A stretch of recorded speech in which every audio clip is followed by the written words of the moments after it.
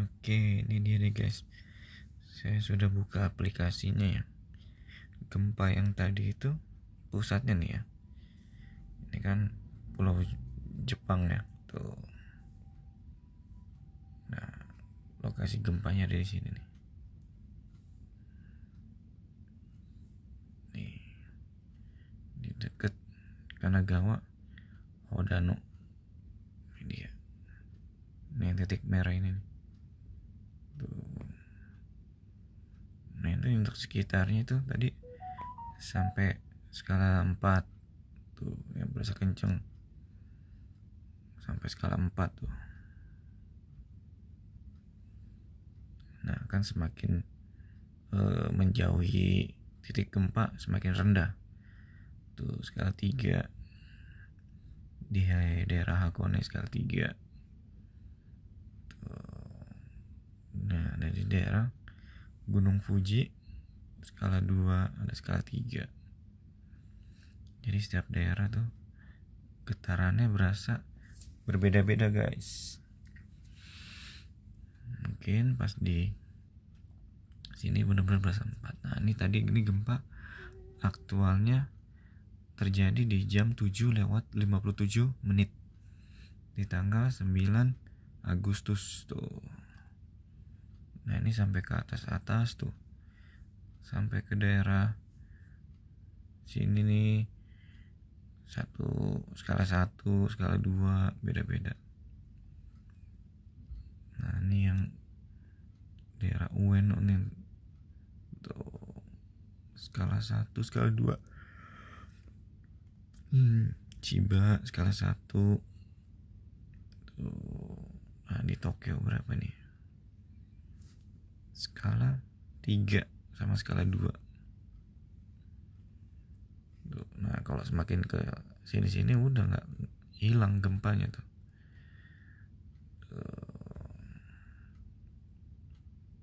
Ya kan? Udah gak ada lagi tuh. Udah. Jadi gempanya cuma berada di sini aja nih. Tuh. Nah, terkadang juga ada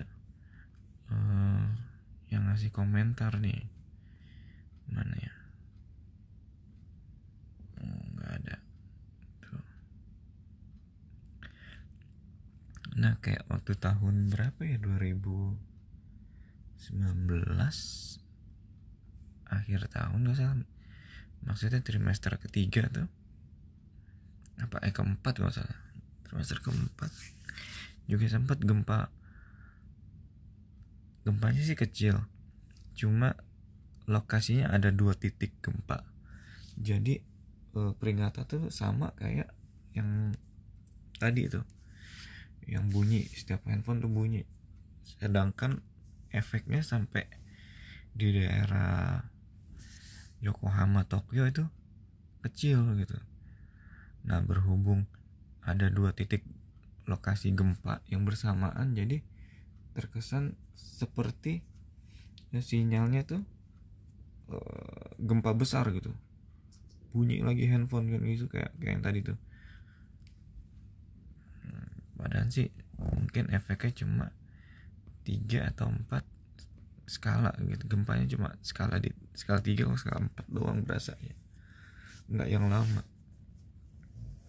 Nah, kadang juga kan gempa besar udah diprediksi dari tahun berapa ya, 2000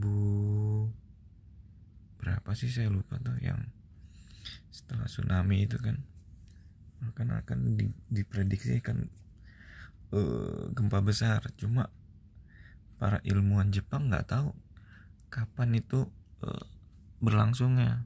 Katanya sih dari tsunami yang besar di Jepang itu 4 atau 5 tahun ke depan bakal diprediksi kan gempa besar gitu kan, karena ada pergerakan lempeng.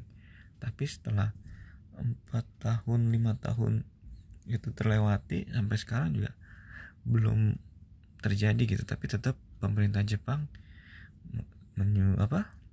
memperingati gitu, menyuruh warganya tetap waspada, karena itu pasti akan terjadi.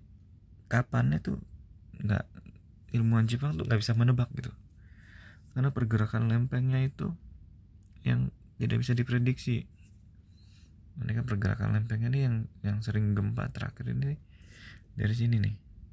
Nih mana? Nih dia nih jari saya nih. Nih dari sini nih. Nih mana ya? Nah nih dari dekat Ibaraki ini terus dia begitu aja. Pokok pergerakan itu hampir kayak membuat lengkungan si trek Pulau Jepang itu tuh. Nah itu kita tidak tahu, cuma dari pemerintah sudah memberitahu lah, bukan memperingati. Nah, tadi disangkanya memperingati hari kelahiran gitu kan, ulang tahun, bukan. Maksudnya sini menghimbau pada semua warganya, termasuk saya juga kan, karena yang tinggal di Jepang tetap harus waspada gitu, harus berhati-hati karena itu benar-benar pergerakan lempeng itu pasti akan terjadi, cuma waktunya tidak ada yang tahu, begitu guys. Ini juga suara saya udah mulai berat nih karena udah pulang kerja gitu kan. Wow, baru juga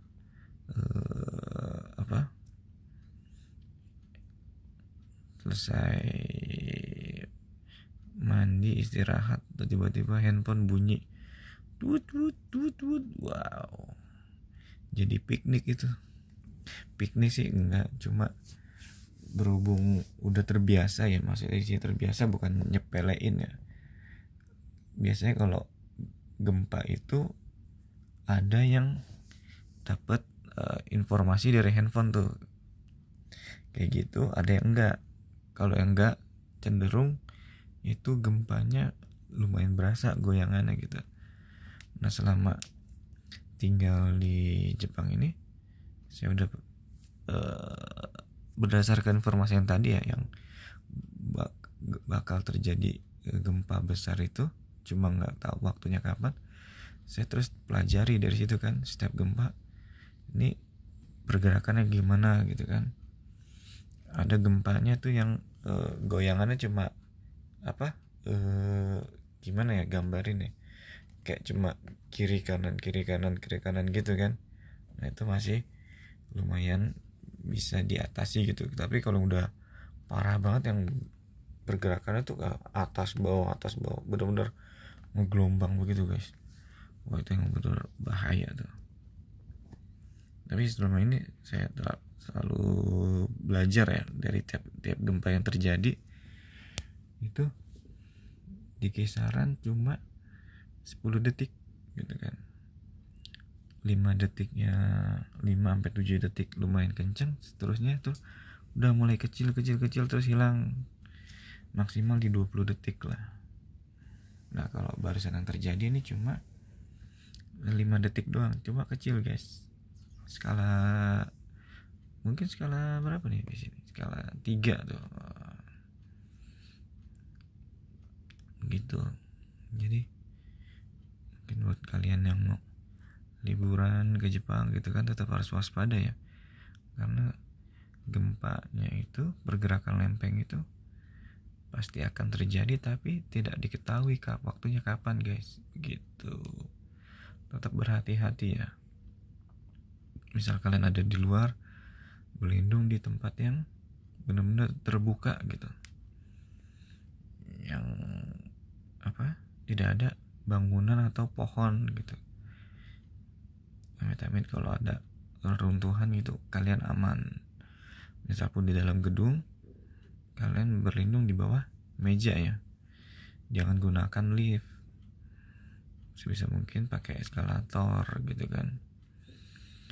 Oke lah guys, paling itu aja informasi yang bisa saya berikan di malam kali ini tuh, di tanggal 9 Agustus. Ini mungkin video akan langsung saya naikin ke YouTube buat informasi kalian, buat kalian ya yang mau liburan ke Jepang dalam waktu dekat ini. Apabila kalian mendapatkan sinyal